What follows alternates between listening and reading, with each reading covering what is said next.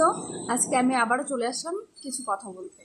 সেটা হলো যে ছেলেরা যদি বাবা মার পছন্দেরই তোমাদের বিয়ে করার থাকে বা আছে, যে না আমি বাবা মার পছন্দেরই বিয়ে করব, সে ছেলে হোক বা মেয়ে হোক, তাহলে হ্যাঁ অবশ্যই অন্যের বাড়ির মেয়ের না সম্মান নষ্ট করো না, অন্যের পরিবারের মেয়ের জীবন নিয়ে খেলা করো না। কারণ তুমি তো জানোই যে তুমি তোমার বাবা মার পছন্দেরই বিয়ে করবে, তাই তো? বেকার মাঝখানে একটা মেয়ের জীবন নষ্ট, সম্মান নষ্ট। আর রইল আর কি মেয়েদের, হ্যাঁ মেয়েদের ক্ষেত্রেও একই কথা। তুমি যদি জানো যে তোমার পরিবারের পছন্দেরই তোমাকে বিয়ে করতে হবে, তাহলে অবশ্যই কোনো ছেলে মানুষের ইমোশন নিয়ে খেলো না। কারণ আমি মনে করি যে মেয়েদের থেকেও বেশি সেন্সিটিভ ছেলেরা হয়।